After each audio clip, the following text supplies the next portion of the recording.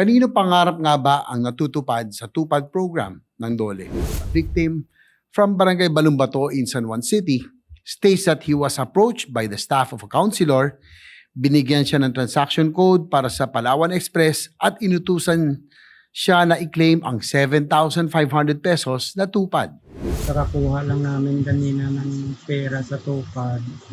Tapos yung nagbigay sa amin noon ng code sa Palawan, isa sa may-ari ng inuupahan namin at saka staff po siya ni Paul Arcadi. Pero sabi ni Counselor, 1,000 lang daw ang mapupunta sa biktima, sa beneficiary. Ang 6,500 pesos naman, ikakaltas at isasatabi para daw po kay Mayor. Ngayon po, ang sabi sa amin, pag na-withdraw na namin yung pera, 1,000 lang daw yung kukunin namin. Yung 6,500 daw, ibigay sa kanila para daw yun sa kay Mayor. Sa 7,500 pesos na ayuda mula sa TUPAD ay 1,000 piso na lang anya ang napupunta sa benepisyaryo. Kung totoo ang nilalaman nito, inaanyayahan ko po ang San Juanenyo na nasa video na kung maaari ay pumunta sa aking tanggapan upang doon idulog ang kanyang reklamo. Titiyakin ko na nandoon ang mga kinatawan mula sa PNP o NBI, DSWD at DOLE para mapalagay ang kanyang kalooban na siya ay aking papakinggan ng patas at naagaran kong papaimbestigahan ang kanyang inilahad na insidente.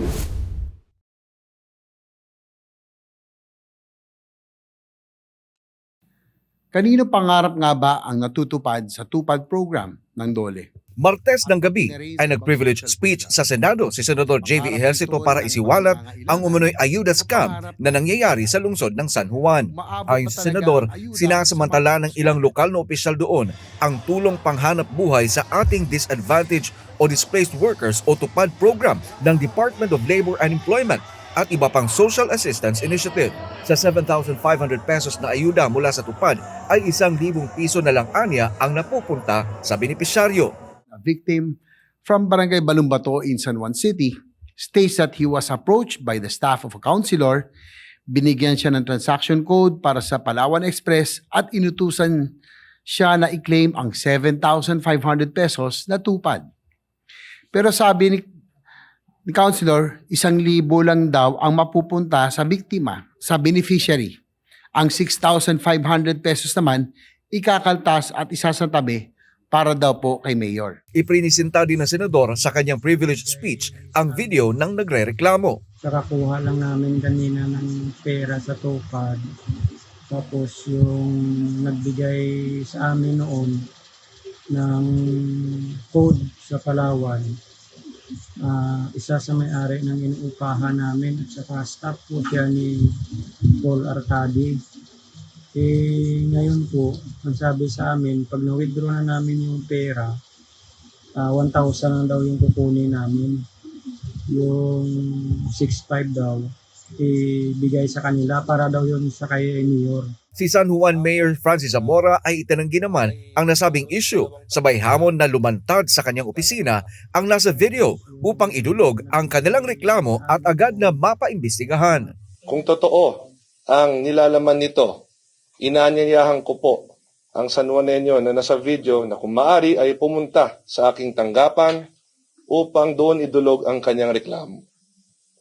Titiyakin ko na nandoon ang mga kinatawan mula sa PNP o NBI, DSWD at DOLE para mapalagay ang kanyang kalooban na siya ay aking papakinggan ng patas at naagaran kong papaimbestigahan ang kanyang inilahad na insidente. Ikinalulungkot rin ng alkalde na madali para sa ilan na magbintang ng walang patunay o basihan maliban sa sabi-sabi o hearsay. Pero kanya namang tiniyak na malinis ang kanyang konsensya at lalong bukas ang kanyang tanggapan na sagutin ang anumang isyu na ibinabato sa kanya. Kaugnay nito ay ipinanawagan naman ng senador mula sa San Juan na wakasan na ang ayuda mentality sa bansa. Nilinaw ni Ejercito na wala siyang problema sa pagbibigay ng tulong sa mga nasa laylayan ng lipunan, pero kanyang ipinunto na dapat may exit program ang mga ayuda program ng gobyerno. Ikinababahala ni Ejercito na naaabuso ng mga politiko ang mga ayuda na dapat anya ay napupunta sa mga tao na salat sa buhay. Let's look at how the funding for these programs ballooned in the past decade. In 2014, the Crisis Intervention Program had a 4.09 billion budget. Nung kasagsagan ng pandemya, it was 8.73 billion. Ngayong 2024, kung kailan wala ng pandemya, ang halaga nito ay nasa 34.26 billion pesos na. TUPAD had a 1.02 billion budget in 2014. During the 2020 pandemic, it was 6.78 billion. Ngayong 2024, kung kailan wala ng pandemya, ang halaga nito ay 29.57 billion. Sa panig naman ng ibang senador, bagamat tapos na ang pandemya ay ramdam pa rin ng ating mga kababayan ang epekto nito hanggang sa ngayon.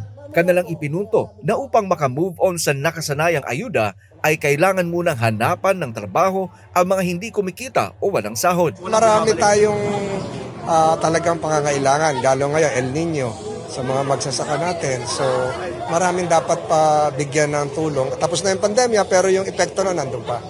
Even before the pandemic, pabor po ako sa ayuda dahil marami talagang walang trabaho. I think 4 million Filipinos are jobless.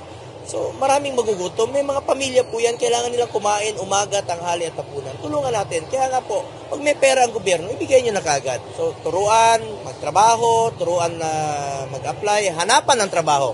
Napaka-importante po, trabaho.